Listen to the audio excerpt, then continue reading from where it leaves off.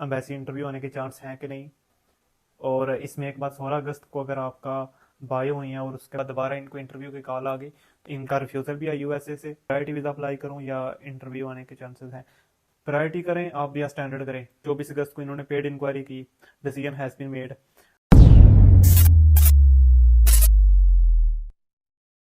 अस्सलाम वालेकुम दोस्तों, कैसे हैं। यूके वीज़ा टाइमलाइन को लेके जो कमेंट्स आ रहे हैं उनमें से मेन मेन कमेंट्स मैं आज उठाऊंगा और उन पर आपको रिप्लाई दूंगा। तो शुरू करते हैं पहले कमेंट से। ये कमेंट आया था, सर मेरा 16 अगस्त को बायोमेट्रिक हुई, उसके बाद 20 को एनएसएफ एम्बेसी इंटरव्यू आने के चांस हैं कि नहीं।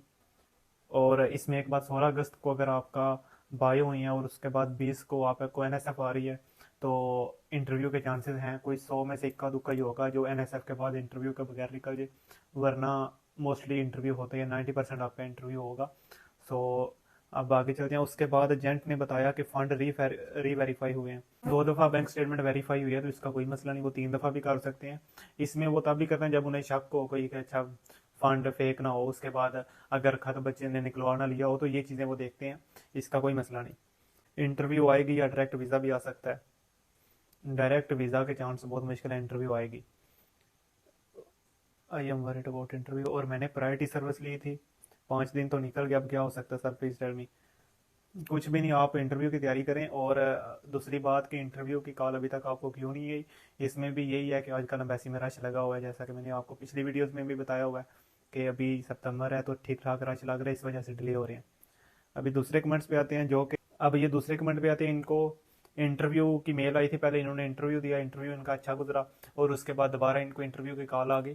तो इसमें कोई मसला नहीं, दोबारा कॉल आ जाए, क्योंकि मैं एक ऐसे दोस्त को जानता हूँ जिसका एक दफ़ा इंटरव्यू हो गया था, दूसरी दफ़ा उसका वीएफएस ग्लोबल इस्लामाबाद में हुआ था, तो उसके बाद भी उसको वीज़ा मिल गया। तो ये अब खैर मुझे नहीं आइडिया कि क्यों दोबारा लेते हैं, लेकिन अगर दोबारा आप भी जाए तो आपके लिए अच्छा है, आपने पहले दिया होता है तो आप ये है कि कॉन्फिडेंट भी रहेंगे पहले से ज़्यादा। तो इसकी कोई टेंशन नहीं। इस चीज़ को छोड़ने का, दोबारा इंटरव्यू तो शायद मेरा वीज़ा रिजेक्ट हो जाए। इंटरव्यू अगर आपका सही हो गया दोबारा तो कुछ भी नहीं होगा। तीसरे कमेंट पे आते हैं। इन भाई का इंटरव्यू हुआ था 27 अगस्त को और उसके बाद इनका रिफ्यूज़ल भी है यूएसए से। और यहाँ पे एक चीज़ बनती है, जिनका रिफ्यूज़ल होता है दूसरे कंट्री से वो यूके पे बिल्कुल इफेक्ट नहीं करता। इवन दूसरे कंट्री के रिफ्यूज़ल के बाद मोस्ट स्टूडेंट को तो बगैर इंटरव्यू का वीज़ा मिल जाता है। तो फिर भी अगर आपका इंटरव्यू अच्छा हुआ है तो कोई मसला नहीं होगा। अच्छा, इन भाई का लीड बकड़ यूनिवर्सिटी है, मेरे आज कैस रिसीव हुआ, 16 सितंबर को मेरी क्लासेस स्टार्ट हैं। प्रायोरिटी वीज़ा अप्लाई करूं या इंटरव्यू आने के चांसेस हैं। प्रायोरिटी करें आप या स्टैंडर्ड करें। अगर इंटरव्यू आपका आना है तो आना ही है। और प्रायोरिटी स्टैंडर्ड पे अगर आपका इंटरव्यू नहीं आना तो विद इन 7 डेज आपको वीज़ा डायरेक्ट मिल जाएगा। और अगर आपका इंटरव्यू आना है फिर आप प्रायोरिटी छोड़ के सुपर प्रायोरिटी भी कर ले, तब इंटरव्यू तो आएगा।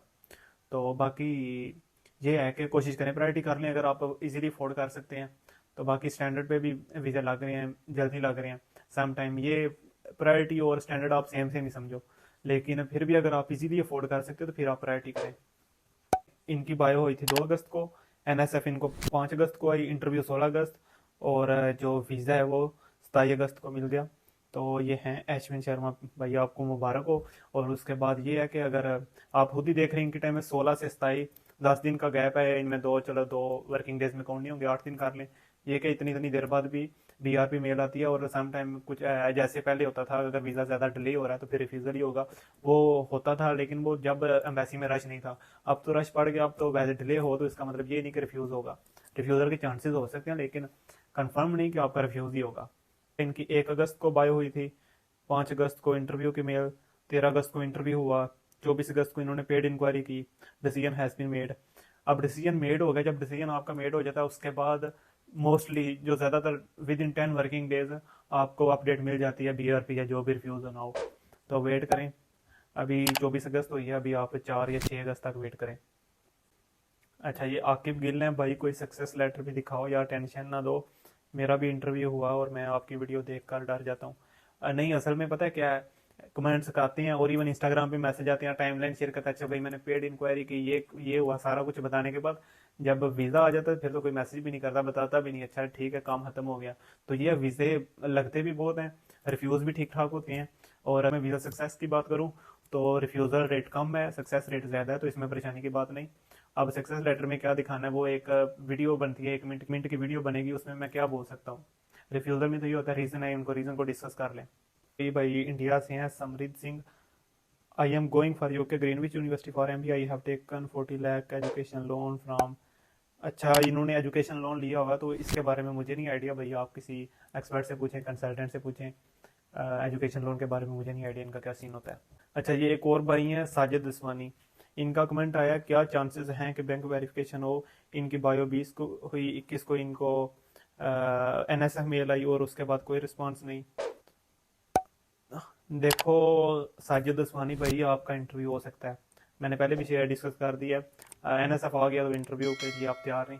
बाकी 22 लाख का आपका इंटरव्यू नहीं भी हो सकता, लेकिन ज़्यादातर चांसेस यही है आपका इंटरव्यू होगा। बैंक वेरिफिकेशन भी होगी, अगर इंटरव्यू आपका होता है तो बैंक वेरिफिकेशन भी लाजमी होती है। ये भाई कोई बांग्लादेश से हैं और इनकी 26 अगस्त को हुई है बायो, और इन्हें सिर्फ पासपोर्ट डिस्पैच की मेल आई है। तो अगर एनएसएफ नहीं आई, इनको अभी तक भी ना आई हो, तो आई होप कि ये 4 या 5 सितंबर तक इनको डायरेक्ट वीज़ा ही आ जाएगा इन दिनों के दरमियान। 15 को बायो हुई हैं, 16 को इनको एडिशनल डॉक्यूमेंट और टीबी टेस्ट की डिमांड की उन्होंने। यहाँ पे है कि अगर वो एडिशनल डॉक्यूमेंट या टीबी टेस्ट की डिमांड कर भी लें तो इसमें कोई मसला नहीं है। वो सम टाइम आपकी स्कैनिंग में मसला होता है, जब आप वीएफएस वालों से करवाते हैं तो उधर स्कैनिंग में मसला हो सकता है। अगर आप खुद से या कंसल्टेंट से करवा रहे हैं तो वो डॉक्यूमेंट भी सम टाइम कोई उनका पार्ट मिस प्रिंट होता है, तो इस वजह से वो ये है कि आपको डॉक्यूमेंट दोबारा मांग लेते हैं। और अब इनको एनएसएफ आ गई और डिसीजन मेड की भी मेल आ गया। डिसीजन मेड तो मतलब उन्होंने जो डिसीजन लेना ले लिया हुआ है। अब यहाँ पे आपका चांस बनता है कि आपका इंटरव्यू ना हो, लेकिन ये चेंज भी हो सकता है। सो आप इंटरव्यू की तैयारी रखें। वैसे या 50-50 चांस है आपके। अगर यूनिवर्सिटी प्री कैस इंटरव्यू लेती है तो चांसेस के वैसे इंटरव्यू के चांसेस हैं कि नहीं। अगर यूनिवर्सिटी आपका प्री कैस इंटरव्यू लेती है, और अगर यूनिवर्सिटी प्री कैस इंटरव्यू लेती है और वो अगर इंटरव्यू आपका वीडियो कॉल पे हुआ है, तो फिर आपका एम्बेसी के इंटरव्यू आने के चांसेस कम है। और ये यूनिवर्सिटी भी मैटर करती है, जैसा कि मैंने पिछली वीडियो में बताया हुआ है कि किन बेस पे इंटरव्यू आता है। लेकिन मोस्टली मैंने देखा है जिन यूनिवर्सिटी का वीडियो कॉल पे इंटरव्यू होता है, और वीडियो कॉल पे वो यूनिवर्सिटी इंटरव्यू लेती हैं जो अच्छी यूनिवर्सिटी होती हैं। और रिकॉर्डेड इंटरव्यू जो यूनिवर्सिटी लेती है उनका मोस्टली एम्बेसी का इंटरव्यू भी आता है। तो खैर कुछ भी नहीं कहा जा सकता। अच्छा, ये जो मैंने रिकॉर्डिंग वाली वीडियो अपलोड की थी अपने एम्बेसी के, तो ये भाई बोल रहे हैं अच्छा ये आपका इंटरव्यू नहीं है और आपका कैश विड्रॉ हुआ था। कैश मेरा विड्रॉ हुआ था जनवरी इनटेक 2024 में, तब रिफ्यूज़ हुआ था, और उसके बाद इस दफ़ा इंटरव्यू बेस रिजेक्ट हुआ है। तो यार यही है जो मेन कमेंट्स। और अगर आपने वीज़ा टाइमलाइन के बारे में कोई एग्जैक्ट भी पूछना हो तो फिर आप या तो इंस्टाग्राम पे मैसेज करें, या फिर आप कमेंट्स में ही अपनी सही डिटेल करें, बायो डेट, इंटरव्यू डेट, उसके बाद प्रायोरिटी सर्विस ली या स्टैंडर्ड, उसके बाद आपकी यूनिवर्सिटी कौन सी है, आपका पीटी आर्ट्स जो भी है उसका स्कोर क्या है, या उसका स्कोर ना भी बताएं, डायरेक्ट बताएं है कि नहीं, बैंक अकाउंट पुराना है जिसमें स्टेटमेंट रखवाई या नहीं।